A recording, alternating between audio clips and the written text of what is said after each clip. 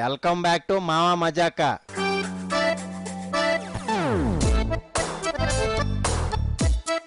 గంటలో ఏపీ సర్కార్ని కూల్చేస్తా అని తొడగొట్టిన జగన్ తొడ బూరెలాగా వాచిపోయింది. చంద్రబాబు నలుగురు వైసీపీ నేతల్ని సైకిల్ ఎక్కించి తొక్కడం కూడా నేర్పేస్తున్నాడు. ఈ దెబ్బకి దిమ్మ తిరిగిన జగను ఏడాది తర్వాత టీడీపీ ఎమ్మెల్యేలే లోటస్ పాండ్ ముందు క్యూ కడతారని మళ్ళా తొడగొడుతున్నాడు. ఆ కావిడి ఏందో చూద్దాం.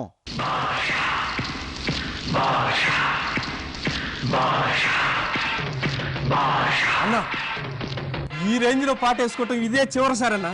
ఒక్కసారి తొడగొట్టన్నా, కొట్టన్నా.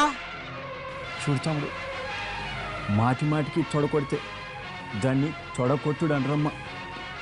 ఏదో చీమ కుడతా ఉంటే దాన్ని చంపటానికని తొడ కొడతా ఉన్నాను అనుకుంటారు.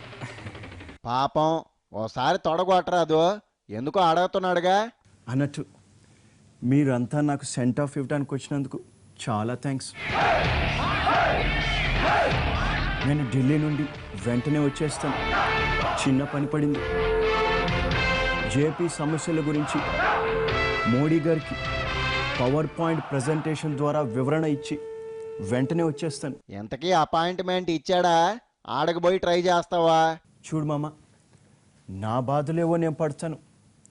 ఒకవేళ ఇవ్వకపోతే పార్లమెంట్ గేట్ దగ్గర నిలబడితే చాలు, ఎవరో ఒకరు దొరుకుతారు. ఓహో, ఆ నమ్మకం మీద వెళ్తున్నావా? పార్లమెంట్ క్యాంటీన్ కౌంటర్ కాడ నిలబడితే ఇంకా బెటరు, ఆడికి అంతా వస్తారు. ఆయన అంతే. నేను ఢిల్లీ వెళితే చాలు, ఏదో పెద్ద లాయర్ దగ్గరికి వెళ్తున్నట్టు తెగ అనుమానపడతాడు. అబ్బా, పిందే ఇదే. నేను పడుకున్నా లేచినా ఎప్పుడు జనం గురించి ఆలోచిస్తాను. ఇంకా సరే అమ్మా, నాకు టైం అవుతుంది, వెళ్ళొస్తాను.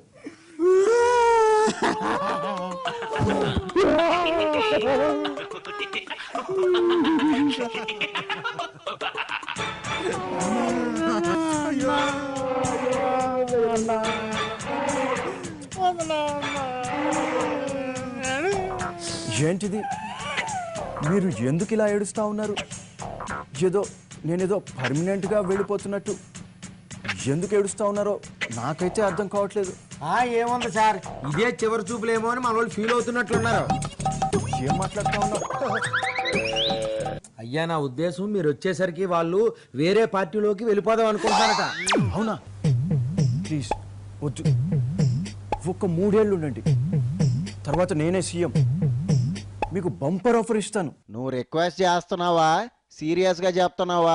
చూడండి, అసలే టీడీపీ వాళ్ళని 21 మందిని లాగుతా ఉన్నాను. ఇప్పుడు మీరు అటు వెళ్ళిపోతే ఇంకో 4గురిని లాగటం నా వల్ల కాదు. ప్లీజ్ వెళ్ళొద్దు, ప్లీజ్ అమ్మా. ఓకే అమ్మా, ఫ్లైట్కి టైం అవుతా ఉంది, వచ్చాక మాట్లాడుకుందాం. మీరు మాత్రం పక్క పార్టీలోకి వెళ్ళకండి, సరేనా?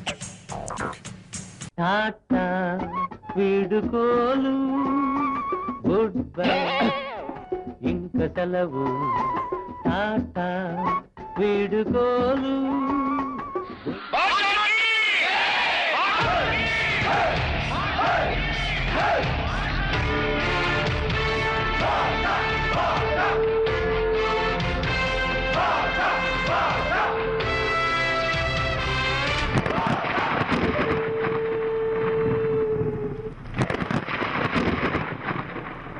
ఏంటమ్మా, పట్టపగలే మెరుపులు వస్తూ ఉన్నాయి.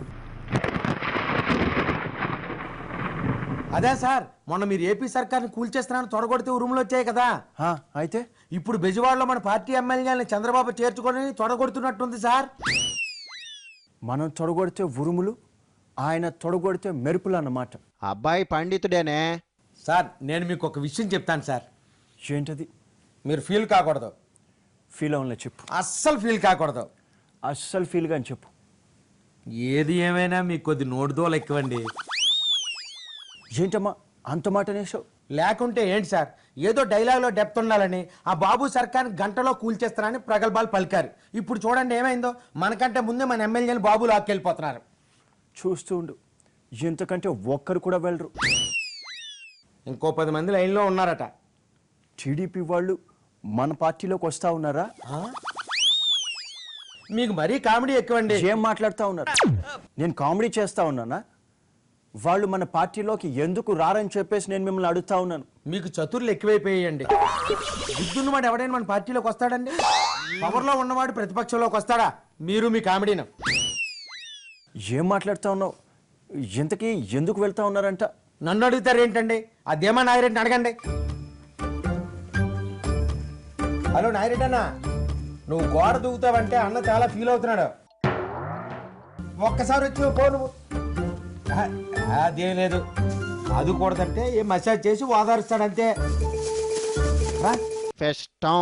నువ్వు మరీ ఎక్కువ చేయకమ్మా. పద, నాగిరెడ్డి బాధ ఏంటో చూద్దాం. పద. సగణ యగణ రగణ సగణ యగణ రగణ సగణ సగణ రగణ సగణ సగణ సగణ సగణ సగణ. చూడనా, ఇద్దరం కలిసి ఓదార్పులో అడుగులో అడుగు వేశాం. నేను కన్నీళ్లు తుడుస్తూ ఉంటే నువ్వు ఖర్చీఫ్లు అందించేవాడివి. నేను కన్నీళ్లు పెట్టుకుంటే నువ్వే తుడిచావు. కానీ ఇప్పుడు పార్టీ వదిలి ఎలా వెళ్ళిపోవాలనుకుంటున్నావో నాకైతే అర్థం కావట్లేదు. నాకు నువ్వు గౌరవం ఇవ్వట్లేదు. గౌరవం లేని చోట నేను ఉండను. ఓష్, అంతేనా? ఒక్క నిమిషం ఉండన్నా. చూడమ్మా, ఆ పళ్ళెం ఒకసారి ఇలా పట్రా.